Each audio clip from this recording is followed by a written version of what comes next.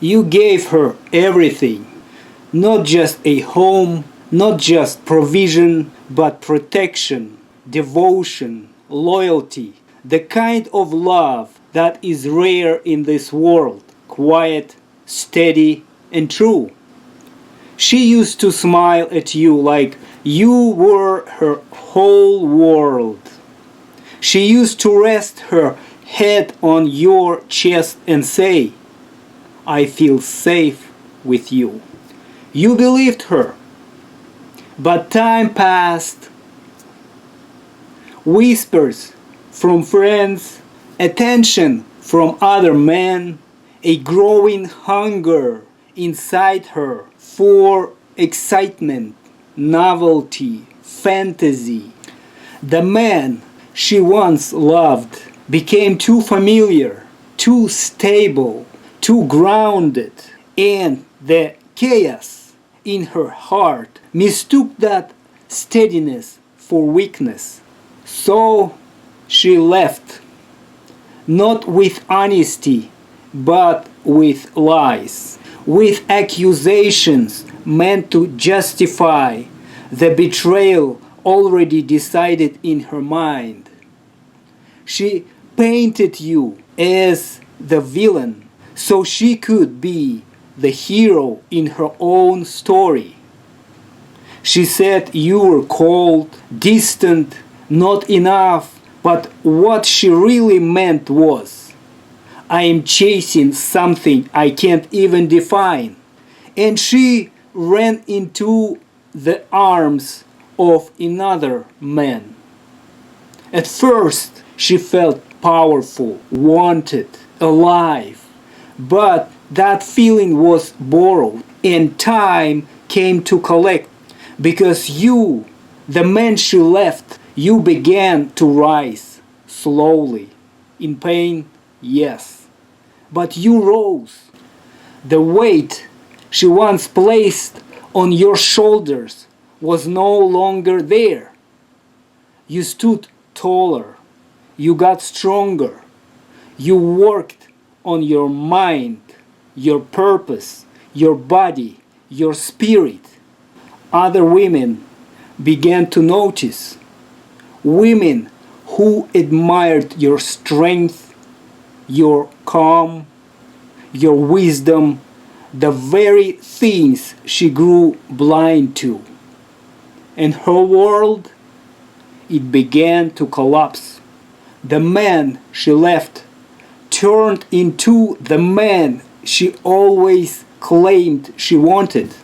But now you moved on, and you no longer looked back. Her fantasy ended. The new man disappeared. The compliments faded, and reality set in. The children missed their father. Their eyes didn't shine the same. Her nights got quieter, lonelier, and the mirror began to reflect not beauty, but consequence. She betrayed a man who would have died for her, and in return, she destroyed the one place where she was truly safe. Now she scrolls through your photos, sees your joy, your progress, the light in your eyes, and realizes she is the outsider in a life that was once hers. That's the cost of betrayal. Not just losing the man, but losing the version of herself that was only ever safe in your arms. After she left, she believed a new man would be waiting just around the corner. Better, more exciting, more in tune with her. And yes, at first there were many. They filled her phone with messages. They told her she was beautiful, special, desired. It felt like a victory, but That feeling faded. She got frustrated. She said, "Men are trash. No one wants something real anymore. Why are there no good men left?" But not once did she ask, "What if I was the one who ruined something real? What if the problem isn't man, but what I chose to become?" She didn't see it then, but she was now walking through a wilderness she created. She tried to force love into places it didn't belong. She dressed herself in confidence, but behind closed doors the emptiness returned. Lying awake at night, scrolling through old photos, she wondered, why does no one stay? She blamed the men, all of them. She blamed society. She blamed timing. She even blamed the man she once married. She never turned the mirror inward. And while she spiraled, you continued to rise. She watched from a distance at the man she abandoned became someone she no longer had access to. Not just physically, but spiritually. The door she slammed was no longer hers to open. And deep inside, a quiet truth began to whisper, "This is the price of betrayal." Not just loneliness, but the realization that you were the one who broke something sacred and blamed the world for the pieces. And then one day she came back, not with pride, not with fire, but with tears. Her voice, once sharp and distant, was now soft, trembling, carefully chosen. She stood at your door, the same door she once walked away from without looking back. "I made a mistake," she said.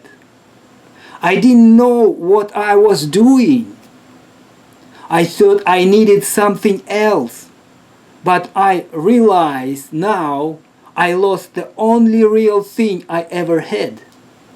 She spoke of children, of how they needed a full home. She said that nights were cold, that no one else understood her, that the world outside was cruel, and she just wanted to feel safe again. You listened, quiet, still, but you no longer ached. You no longer felt that desperate longing because something had changed in you.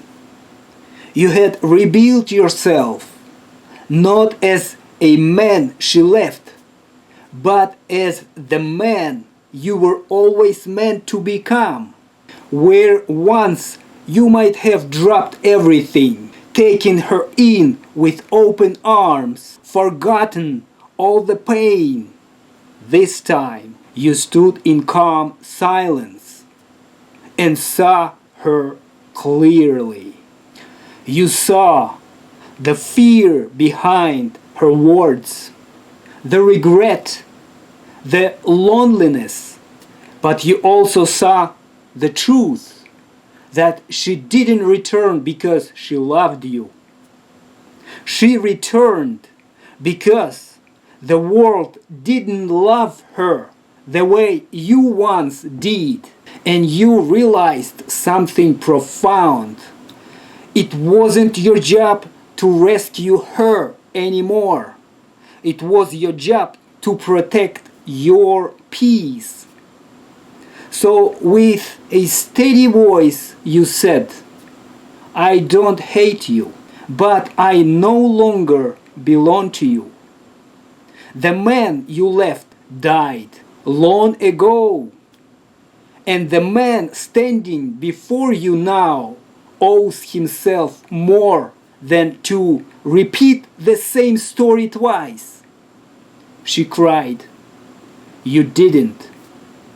Not because you were cruel, but because you had already cried enough in the silence she left behind. You had grieved the old version of her. You had grieved the old version of yourself, and now you were free. She turned away, not slamming the door this time, but quietly closing it behind her. And for the first time, feeling the weight of a goodbye that was truly permanent. And as the door clicked shut, you didn't look back. You turned toward the life you had built with your own hands, your own strength, your own healing, because in the end, you didn't need her return. You needed yourself. And that's exactly who you chose. If you need guidance, if you need support, reach out. Join my Telegram. Let's rise together.